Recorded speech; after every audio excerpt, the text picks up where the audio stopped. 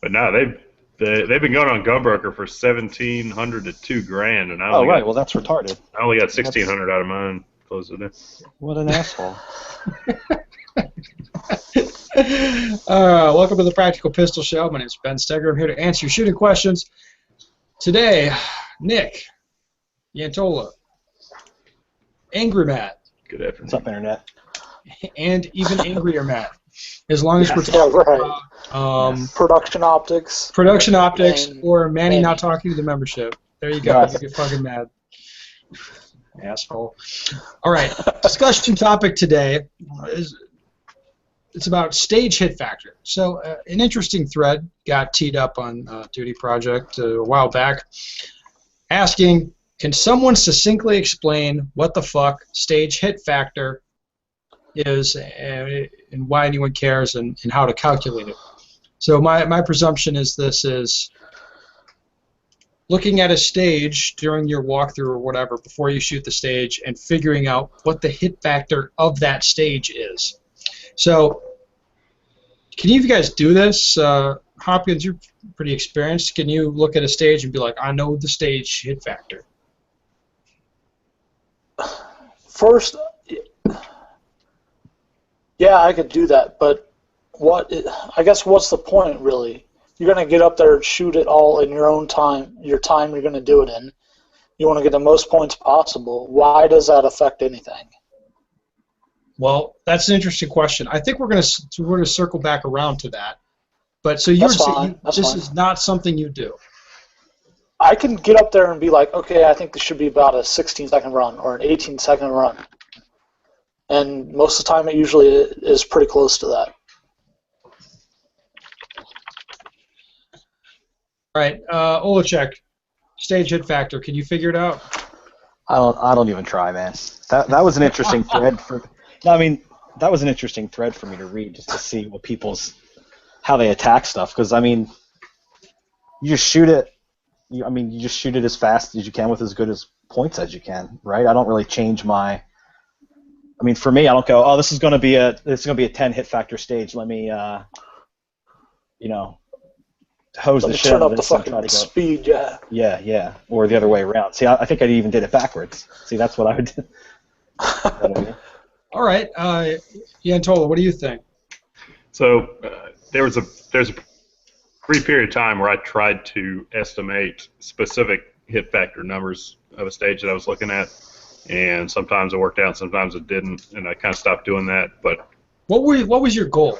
What were you trying to do? Well, so I was trying to, like you're saying, bias, whether you're going to be biased a little bit towards speed or points on a given stage.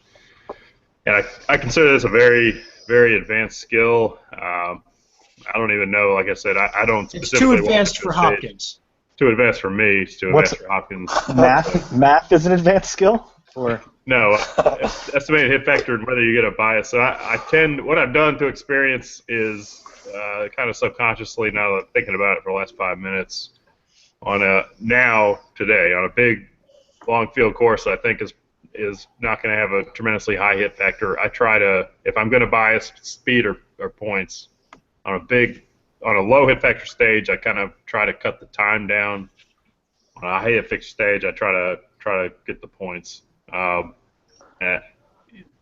Is that right or wrong? Honestly, I don't know. Like I said, I consider this a topic for people that are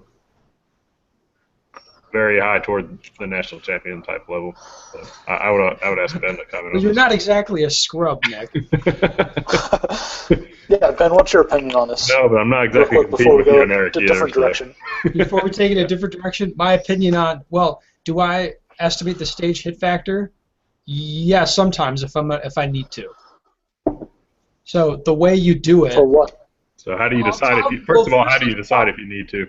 Well, if there's a decision needs to be made about something, and there's a few areas where you might need to make a decision about what you're going to do, but real briefly before I tell you why I would do that, I'll tell you how, and that's, like Hopkins said, guys get a pretty good sense of what their time can be on stages.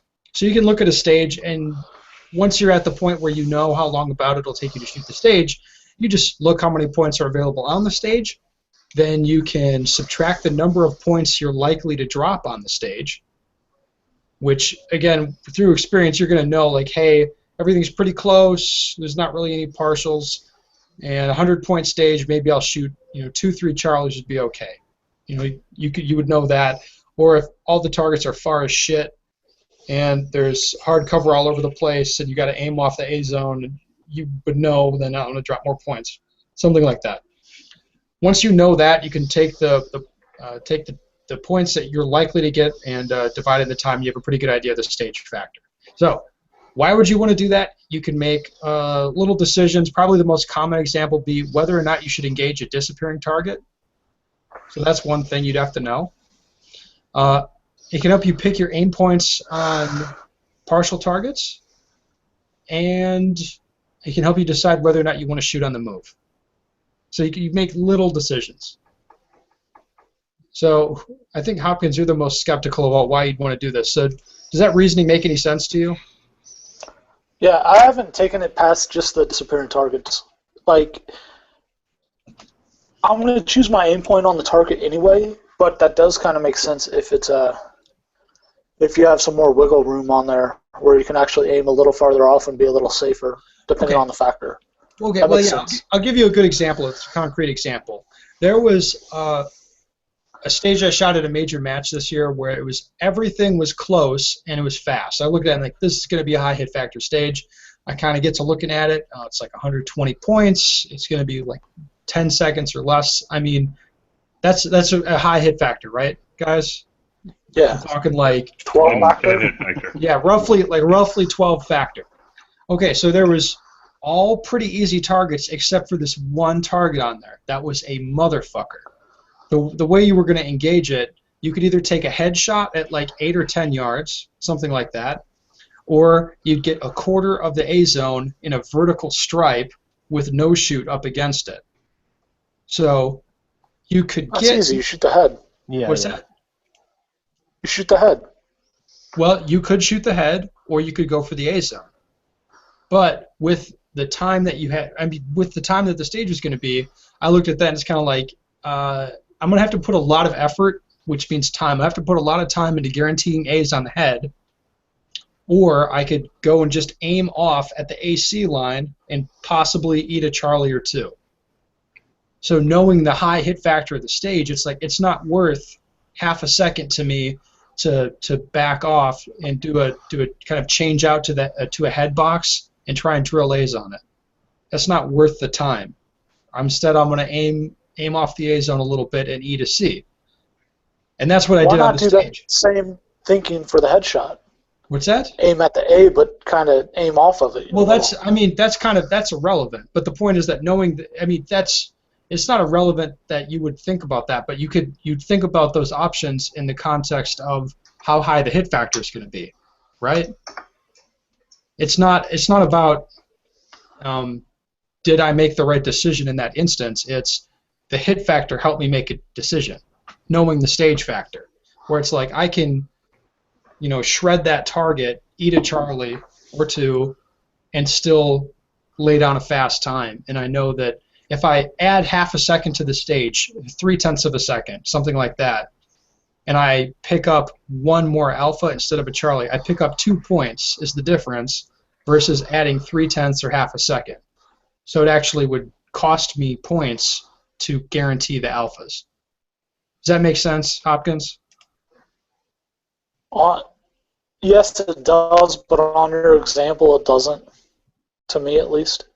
If you were there, if you looked at this, maybe I didn't describe it that well, but if you went and looked at the stage, you probably would do it the way I did it, or maybe you feel better about headshots than I do. Like, I'm not good enough where I can shoot a 10-yard head really fast and guarantee A's. Yeah, but you weren't guaranteeing A's on the body shot either. That's what I'm kind of confused about. Well, because it wasn't, I couldn't guarantee A's on the body shot at the way I decided to shoot it. It just doesn't make sense to me on that. The way you explained it. I'm an idiot. It's this kind of thing, like it's hard enough to do there on the stage in person. Okay, trying to describe a stage Well, anyways, talking about it's gonna be even harder. Nick, do you understand the process? Right, yeah. So you're going to look, so you want to know what the hit factor is going to be roughly, okay? And the better you can estimate what it's going to be, the better. And then, like you said, you're going to look at little decisions and think about what is the time differential and the points differential likely to be, and how's that going to impact the overall hit factor. Yes, then you know how to attack the stage. Right. So that can work a number of different ways. It might be a stage. Well, a common example would be a stage with a lot of running. So I look at the stage, it's like, this is like a 25-second stage for the fast guys. But, you know, there's 120 points available in 25 seconds. And it's mostly long-distance shooting. But there's a few targets that are really up close. They're very, very fast targets. So maybe they're 3 or 5 yards or something. And when you see that on a stage, where it's a low hit factor stage with a few close targets, you know, like, hey, if I shred on those close targets as hard as I can, I know that perhaps giving up any points down on those targets is really going to hurt me on the stage. And if I, you know, shoot a little more deliberately on the close ones, maybe add 3 or 3/10 or half a second to the stage, I know that that's time well spent because I'm going to have a better chance of shooting all alphas on the close stuff. So, Nick, you following the reasoning there? Yeah. Mm-hmm. It can help you figure out. So basically, you're breaking down the stage into different factors. The overall stage has a factor, but certain segments of the stage have different factors, right? No. I mean, no? Well, you could look at it that way, but that wouldn't be productive because the stage is scored together. So if I was to break a big stage apart into lots of smaller hit factors, then the close fast section, maybe that's a 10-factor section of the stage. If I shoot it as such, but then later on it's scored as a 4-factor, I would perhaps be giving up points that I didn't. Yeah. So if it's a 4 hit factor stage and you got an array of 5 targets that are all 5 yards away, you better shoot A's on every single one of those. Like, you can't drop any points there, because you're going to be dropping points on the rest of the stage somewhere. You're going to need or maybe you won't be dropping points on the rest of the stage, but it doesn't make sense to go monkey shit on the close stuff where you have an opportunity to. Right. Well, I mean, if it's a 4 hit factor stage, I'm assuming there's a lot of hard shots mixed in there. Could be a lot of running. Yeah. You don't know. Yeah. A lot of running drags a hit factor down. Yeah. Olacek, you had some questions about this. What do you think about what I'm putting down? No, I like it. It's interesting to me. I mean, I shot a major match 2 weeks ago that I mean, I know for sure it's similar to what Tim Herron said in the last podcast. I was real timid. I was going for maximum points on every stage, and I'm fairly sure I shot the most points of anybody in production, but I got crushed on time, which was going to happen anyway because of the people I was shooting against, but I still went too slow, especially on some of the stages. So it's something to think about. I'm going to have to maybe go back. That's sort of a different issue, though. That's different than what I'm talking about. Well, I kind of shot everything the same. Oh, yeah? Well, not everything the same, but I mean, that was my general sort of safe pace for the entire match. And that's, you're saying you ramp it up or ramp it down depending on how the stage looks like it's going to shake out. Just for little, it's more complicated than ramp it up or ramp it down, right? If it's a partial target, it can help you pick your aim point. That's what I'm talking about. I'm talking about, do you make a decision to shoot on the move for some targets where you have an option or not? Based on the points you think you're likely to drop and what the hit factor is on the stage. See what I mean? It's more complicated than, well, ramp it up or not. Right. Once you're on the stage shooting it, you're just going to do what you plan to do. You're going to do what you know how to do. So if you're slow over the course of a whole match, you need to ramp it up. That's different than, do you pick? That's true. Where are you going to aim? So what are you saying about as far as deciding to shoot on the move or not? Well, again, so you could look at a circumstance where, let's say, we've got the stage. You look at it, maybe. You figure it's a 12-second stage. There's 50 points available. there's a couple targets, or 10 yards or 12 yards or something, and you have an opportunity to shoot on the move. So you have to think like, hey, how much time am I going to pull down off the stage? So maybe I can turn into a time that's half a second faster. This is going to be a pretty low hit factor time, or a low hit factor stage. So is it worth it to shoot at those targets on the move, or not? And if this is sounding really complicated, it's because you have to know, based on your training, kind of what you can do in a lot of different circumstances. And if you don't know that, you're fucked. Right. Yeah. Right. Well, I mean, I found Decision. in a lot of circumstances, for me, it's better to shoot stuff on the move as much as I can. But I don't look at it from looking at the stage factor so much as just knowing what I know from my practice sessions, knowing what I can accomplish. Well, that's totally fine. The stage factor, if you know that, that's just another tool that you can use to help you make a decision. The other reason that it is sometimes nice, I think, to estimate it is if you look at a stage, if everything's close range or something, you're like, man, this is a 12-factor stage. You can put that into your visualization, and that's going to, like for me, that's going to be like, all right, it's time to fucking burn on this. It's time to rail on this. Or if you look at a stage, it's a very, very low hit factor stage, and it'll be, for me, I'll just be thinking like, the time is basically irrelevant. I'm just going to shoot this stage as accurate as I can shoot it, and that's it. And a 1 or 2 second swing in a stage time on like a 3-factor stage probably won't make any difference as far as the results. What do you think, Hopkins? Is this something you might think about learning how to do? Yeah, I'm going to definitely want to listen to this and hear your explanation again. I was just thinking the same thing. You guys already do this subconsciously. You just haven't thought about talking, put it into words. I guarantee any GM does this subconsciously, whether they're You're probably right on that. Yeah, you are. I promise. You just haven't thought about talking about it. Thought about making the talking words. Yeah. Oh my God. All right, guys. Are we ready to move on to a shooting question? I thought that was a shooting I think we should talk about should we actually do this or not. Because we never actually circled back to that, right? Oh, yeah. Well, do you think you should do it? Should we? I don't think it really matters. Are you shooting against me? Yeah.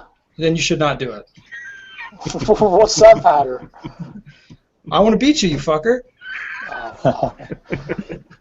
You're going to do it for me at Nationals, right? Yeah, I'll just tell you. Hey, Hopkins, right. This Alprez here, this looks like a 3-factor for you. Okay. So make sure you shoot all the alphas. In order to do this, you have to have a really good sense of what your time is on doing almost anything. You can't. It doesn't work if you don't have an accurate assessment of what the time differential is going to be for 2 different planes, right? Yeah, I mean, you need to know a lot of shit. You got to know yourself very well. Yes, and then, of course, for 99.9% of people, the best advice you can give is just shoot the fucking stage, shoot as many A's as you can, as fast as you can, and you're good. I mean, you don't need to worry about this. It's just you don't want this in your brain. Dude, I'd say it's like 99.9% of the people. Is that? Oh, did I not say that? I thought you said 90. Oh, no, 99. I'm sorry. Okay, yeah, I agree with that. You're right. It's not 99.9. That's like less than one person at every given match. And if you're a GM, you should be doing this, in my opinion. Oh, Olacek, you hear that? Whoa! We've got a badass over here. All right, well, I will start doing this on Saturday. Although there's no matches this weekend, I will start doing this next Saturday. Okay. Well, do it in practice. Without practicing it first. Yeah, exactly. Yeah, exactly. I do this in practice. I do. I'm going to figure out the stage factor, and then it helps you make it helps you make little decisions. One thing that a lot of people could start doing in their practice is calculating the hit factors out for a lot of stuff that you do. Instead of just looking at times? Yeah. Calculating hit factors can help you learn a lot. It really can. You start getting really fast at doing the math in your head. You get an intuitive sense of how the scores break out. I mean, there's a lot of interesting things happen when you start calculating hit factor, especially if it's a drill that's all headshots and you're shooting minor. And you play around with attacking the shit out of it, like shoot the head as fast as you can, or go for A's, or whatever. This could actually be an interesting shooting topic real quick.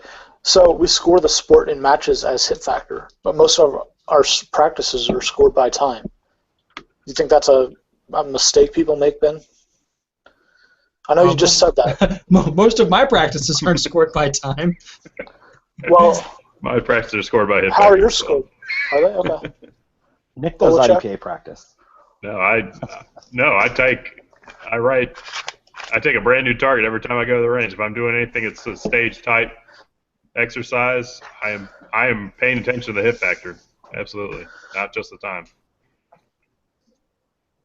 Yeah, I don't do the math at practice. Rarely. I can say I do not either, Like, but I'm actually rarely. change that now. That's a good point. I'm taking notes. See, writing it down. Ah, You listeners at home, get your fucking pencils out. oh my God. Fuck this podcast. Points count too, guys. The points count too. All right, we're going to move on to a shooting question now. Now that we've beaten that shit to death. I think Tim Myers totally fell asleep because I know he's listening in. He's like, doing math. I'm not even getting messages anymore. Oh, it's just he's probably thinking, go fast, absorb the mics, and answering the dude's 2-page email about pouches. Okay, well, that's productive, I guess. Thank you, Tim. All right. How much organization is enough when planning live fire training? Obviously, you should know before you go what drills you plan to do for the session and what the objective of each drill. But should you plan out more details before you go, like how many reps of each drill you'll shoot and how many rounds you'll shoot, or in general, is it better to just bring a bunch of ammo and see how it's going during the training to decide? Also, if you're following a rigorous training schedule of 3 times a week live fire, 5 times a week dry fire, about how often should you be doing a benchmark drill to assess your progress to determine if it's time to switch up drills? Fuck, this is complicated. Nick, you're the most anal practicer I know. What? How organized should your live fire training be? I bet you I'm not even close to as organized as some people. I don't. Sometimes I wouldn't say I plan what I'm going to do before I go to the range more than about half the time. But when I get there and pick something I'm going to do, whatever I do, I try to have a goal on it. No doubt about that. I may not establish what I'm doing until I get there, but I try to practice with a goal. I don't go out to the range and just spray ammo. It's not good. So I'm either gonna, if I'm gonna set up a stage, I'm gonna be doing the kind of stuff that we talked about earlier, and I'm gonna try and shoot that stage a few different ways and pay attention to how the hit factor pans out based on the type of shots that are out there and what I put out. Or if I'm doing benchmark drills, if I'm doing benchmark drills, I'm trying to either maintain. I want to see some level of consistency, or I want to, maybe going for a new personal best depending on how I'm feeling that day. But always there's a goal. Always a goal. That's the most important thing. All right. Olacek, you are not an organized practicer, I imagine. What would make you say that? I've seen your fucking YouTube videos. Yeah? Today we're shooting a drill. We got some barrels, and going over there. We're going to shoot that stuff. Those are like the best. That's the most organized thing I've ever done.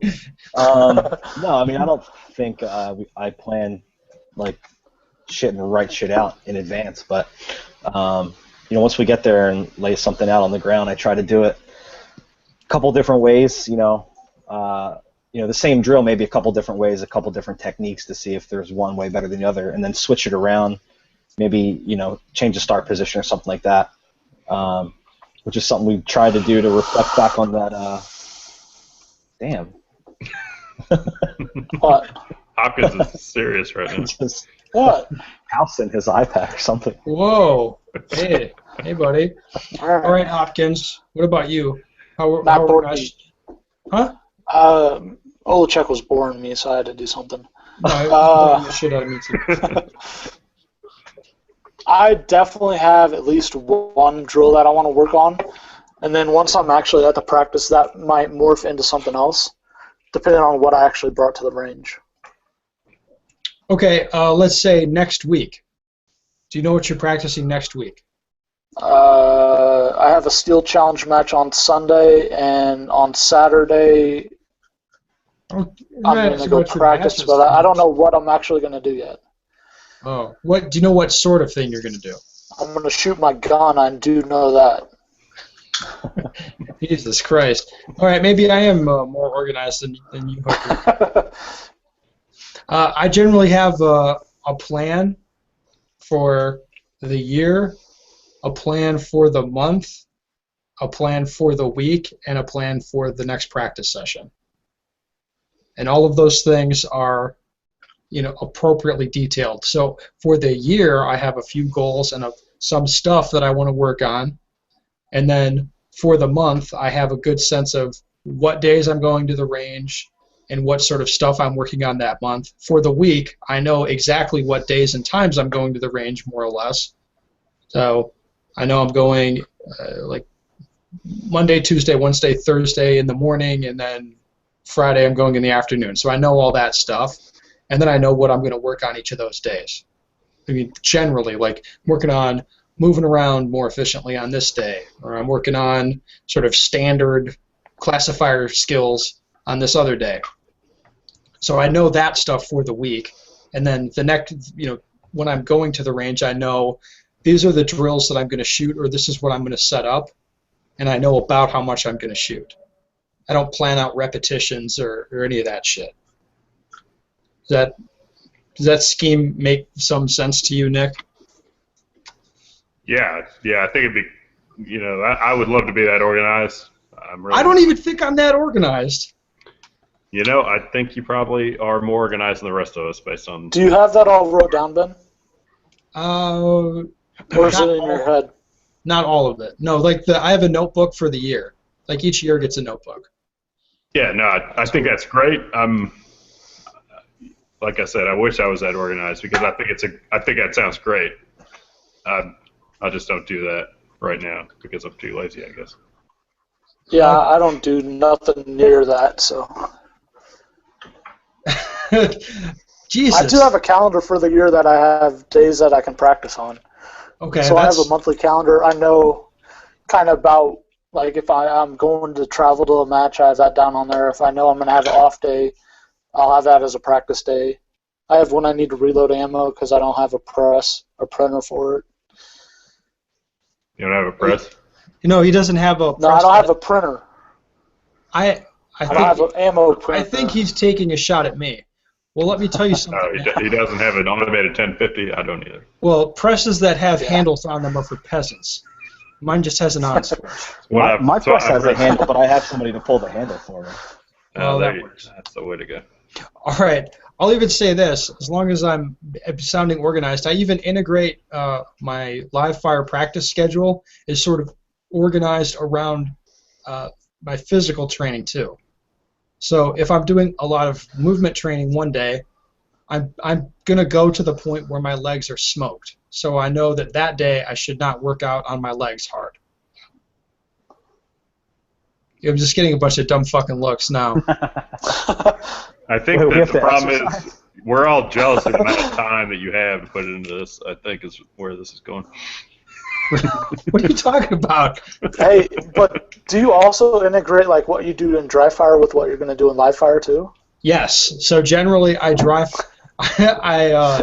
If it's something that I'm having a problem with, if it's something I'm bad at, I'll be dry firing it a lot beforehand, and then I'll be dry firing it after. So after I do that session, I'll be dry firing it also afterward until I feel comfortable with it. And if I feel I need to revisit it in live fire, then I will. All right, so that was going to be my next question. How do you decide what it is that you're going to do in practice? Jesus. So I have my own personal things that I have my goals for the year, like things that I want to improve, and then you have all of the regular stuff that you need to be good at. So you know what the matches are going to be, and you want to be good at classifier skills and drawing and reloading and all that basic bullshit. You want to be shooting a lot of scenario stuff that looks like matches with lots of movement. You want to be doing that stuff. So basically skills and drills. If you open that up, you look through there like, I want to be good at all of that stuff. I want to be good at all of it, which means a lot of diversity in practice, but then you're going to weight your practice towards the shit that you're not good at, whatever that is. That's how you decide what you're going to practice. So you're mostly, though, how do you decide then what you're not good at? Just based on analysis of your matches and footage of yourself shooting, how you're feeling about stuff. I mean, you should know what what you're not good at. Yeah, I'm not. I think we all probably have a pretty good idea what we think we're not good at. So obviously you want to be good at everything. Yeah, and well, I mean, what I think the message that probably you guys would take from that is you should practice everything. I mean, in a rotation, you should be working on all sorts of things that you don't normally work on. There should be rotating stuff, not just working on the stuff that you're bad at. Yeah. And what that means for most people, not you guys. You guys are all GMs, so you guys probably work on the shit that you're not good at. Well, we're all bad at something. We can right. But most people just work on the shit that they're good at. Yeah. Okay. That's what's fun, right? Yeah. I mean, it depends on what you're good at. Yeah. If you're good at bullseye, you're probably not having a whole lot of fun. Yeah. Well, maybe. Absolutely. I do that periodically, at least once a week. I try to work on something that I think I'm bad at specifically, no matter what. Yeah. So, like, for me, if I want to make an actual move, like a noticeable move in my skill level on some particular area, that's something that's going to take a year. It's a year of training to make a move to the point where Nick Yantola will walk up to me at a match and say, "Hey, you're better at that thing." I mean, it takes a long time to get good at something. That's because you're already so good at everything that, the amount of work you have to put in, the better you get, the amount of work you have to put in to become incrementally better is squared, right? Yeah. I mean, it's tons of work. At least squared, right? Yeah, at least. Probably. Yeah. That's why you're sitting there like, man, you got so much time to devote to this. I don't feel like I do. I wish I had more time. So most of us get home at 6:30, 7 o'clock at night, and what are we gonna do? We're gonna dry fire something. What's it gonna be? Yeah, your range is open until midnight. Yeah. You're gonna dry fire something. That's good. Yeah. The downside of that is like tomorrow I leave and I'm gone for 3 weeks, and I won't be home and I won't be training. That's how it goes sometimes. Yeah. But when I'm home, I like to train. Where are you going? Europe. Yeah, Europe. Should be nice, right? Yeah. You bring your own gear when you go there? Yeah, bring your own gear, man. I'm shooting a match also, so I have to bring all my shit. They have like gun rentals out there. It's cheap. It's like $25 a day for a CZ, but it's $2 a round to get ammo. It depends on where you go. You're talking like Russia prices, right? That was for, I think, the Extreme Euro Open had really good prices, like to rent a gun, but I think it was $1 a bullet for 9mm ammo. Yeah, I'll be flying to the Extreme Open with my own shit. But gun rentals, gun rentals a thing in Europe, so that's cool. All right, guys. Man, I hope this guy was satisfied with his answer. So what would you guys think if you got a question from somebody? Should I plan how many reps I do? Like, that sounds crazy talk to all of you. No, I don't know. Like, the only reason I could see that is if you were semi-restricted on your amount of ammo you could take, and you don't want to get stuck only doing one thing at the range. So if you only have 150 rounds, you want to try to space that out over, like, 3 different drills or 2 different drills. You don't want to shoot 125 rounds on one drill and then only have 25 for the next one. That'd be the only reason I can think of limiting your reps like that. I don't think he's saying limit. I think this guy's saying plan. Or plan on, yeah. But then you would limit them. I mean, what about limiting yourself to doing a specific drill a certain amount of times because you want to put a certain amount of pressure on yourself to do it right?